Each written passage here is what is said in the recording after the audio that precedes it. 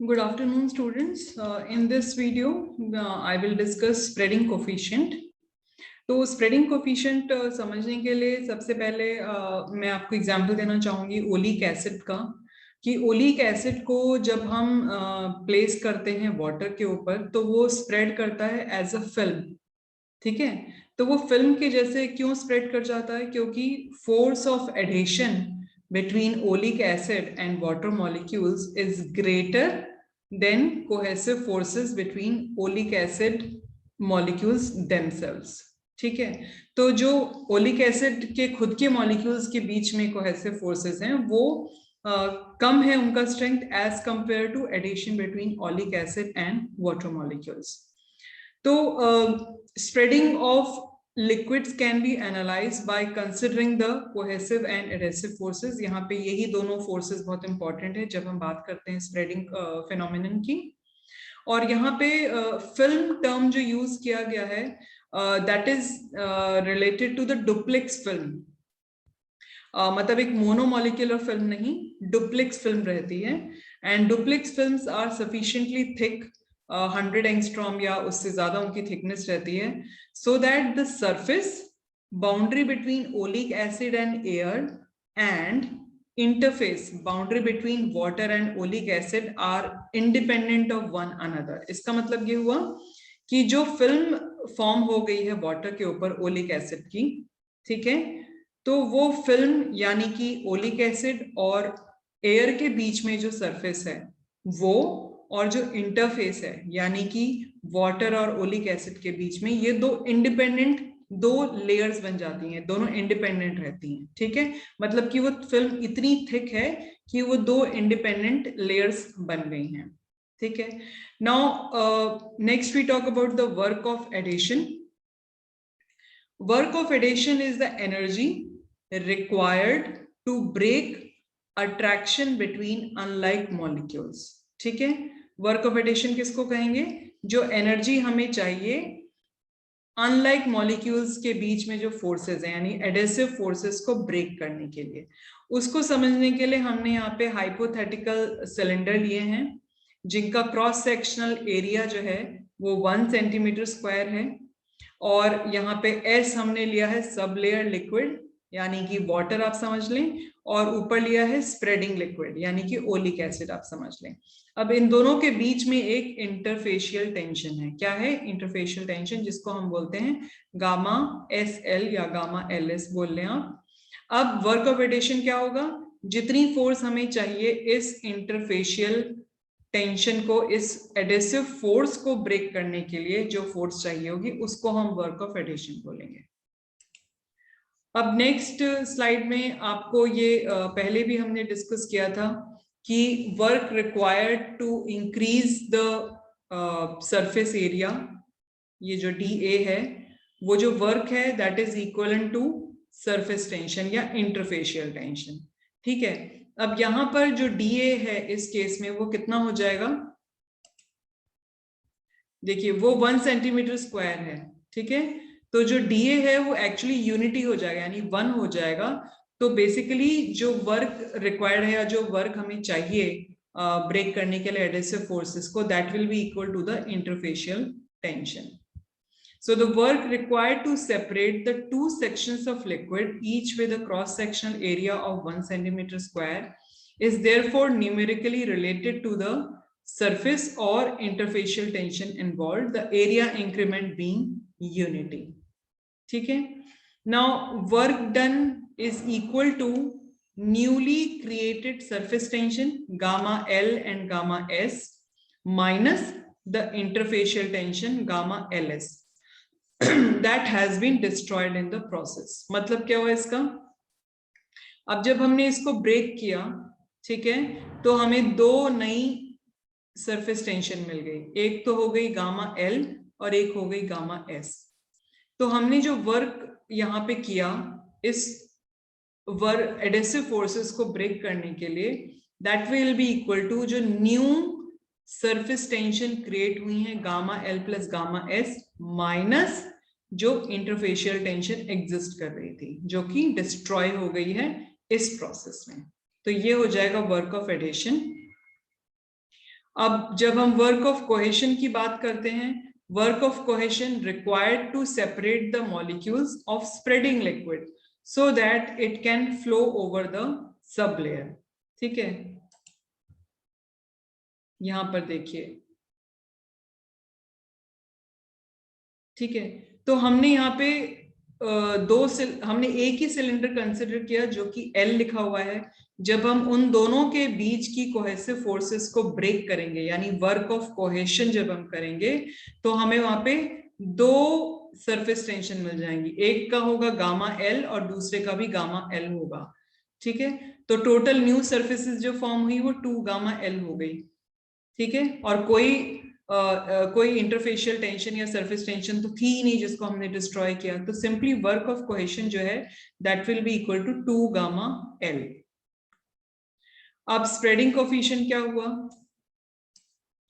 Spreading coefficient, अगर हम यहाँ पे फिर से एग्जांपल ले रहे हैं ऑयल का, spreading of oil on water surface, तो spreading occurs if the work of addition, a measure of the force of attraction between oil and water is greater than work of cohesion। ठीक है, तो यानी कि जो term है WA minus WC, force of adhesion, work of adhesion ज्यादा होना चाहिए वर्क ऑफ कोहेशन से, यानी कि जो एडेसिव फोर्सेस हैं between the two liquids, they should be more than the cohesive forces between the spreading liquid. अब इसी जो ये टर्म है WA माइनस WC, इसी को हम बोलते हैं स्प्रेडिंग कोफिशिएंट। और अगर ये पॉजिटिव होगा तो oil will spread over the water surface. अब यहाँ पर हमने WA की वैल्यू रख दी, WL plus gamma L plus gamma S minus gamma LS minus 2 gamma L, और इसको हमने जब सिंप्लीफाई किया तो हमारे पास ये इक्वेशन आ गई है स्प्रेडिंग कोफिशिएंट की। ठीक है, नेक्स्ट है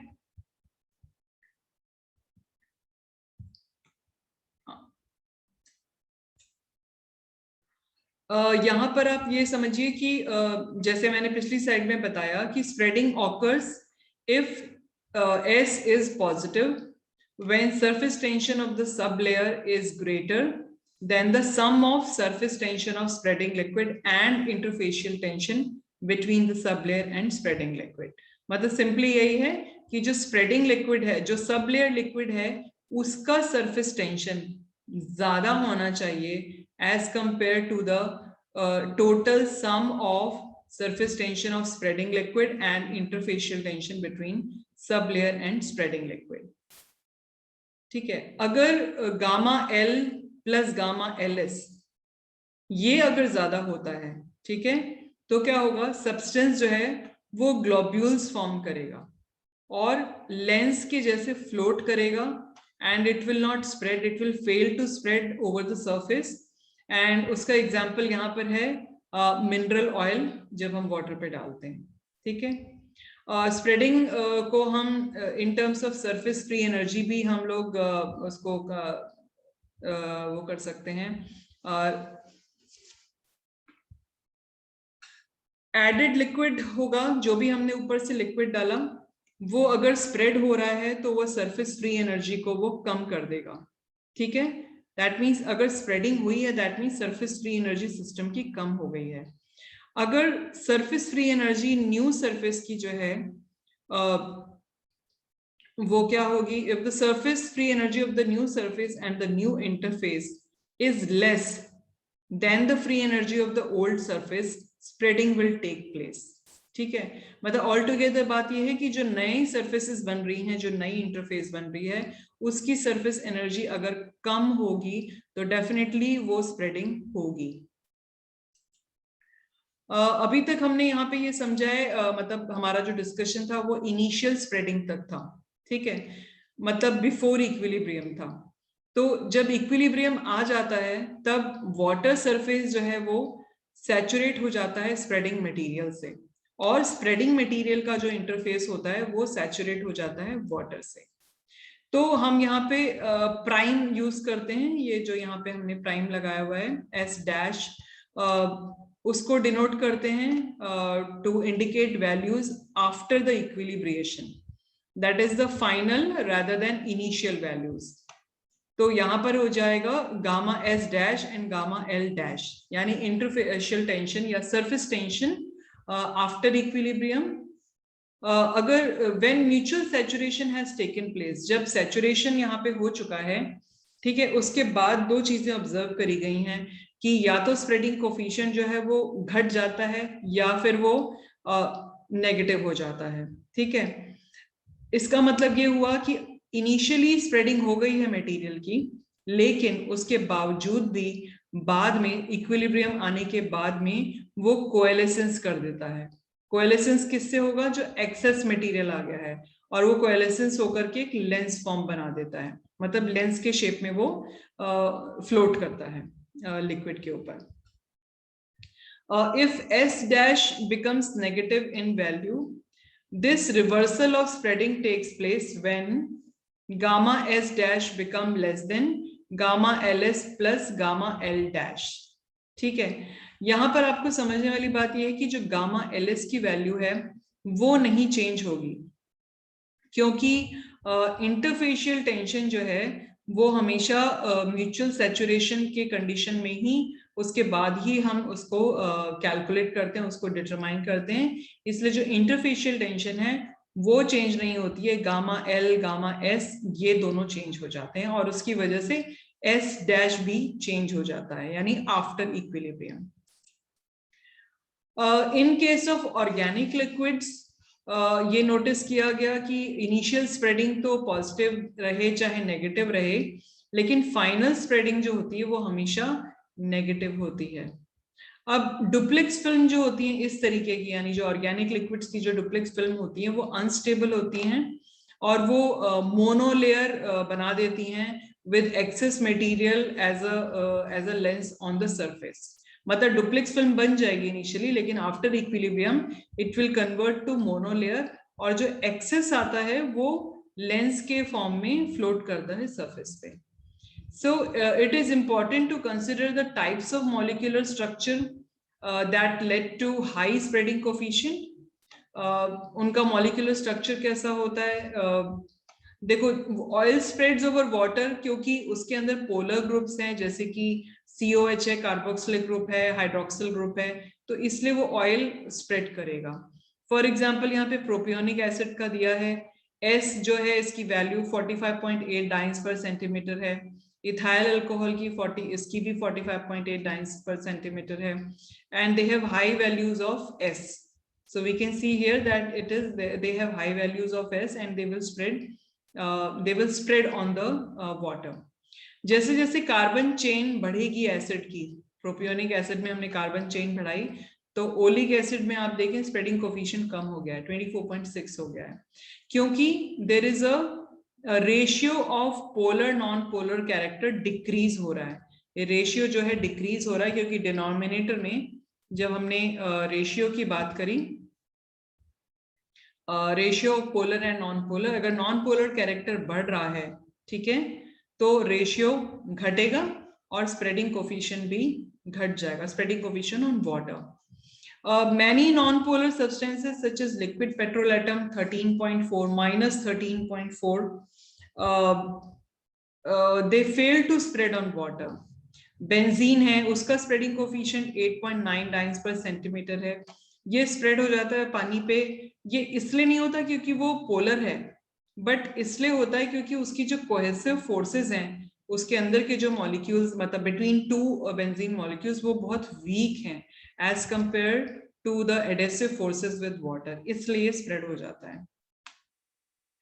अब इसकी एप्लीकेशंस देख लेते हैं। एप्लीकेशंस होगी एक्सटर्नली अप्लाइड लोशंस के लिए, क्योंकि अगर हम ये चाहते हैं कि जो लोशन है जो हमने सरफेस मतलब स्किन पे अप्लाई किया हुआ है वो अच्छे से स्प्रेड हो जाए, तो उसके अंदर पोलर नॉन पोलर कैरेक्टर जो है वो दोनों रेशियो में होना चाहिए, तभी वो स्प्रेड होगा। यानी कि एक्वस ऑयली लेयर है, मतलब कि हमारा जो हाइड्रोफिलिक स्किन है, लाइपोफिलिक स्किन है, और उसके ऊपर हमने एक लोशन लगाया है, तो वो प्रॉपरली स्प्रेड तभी होगा अगर proper polar and non polar ratio उसके अंदर होगा।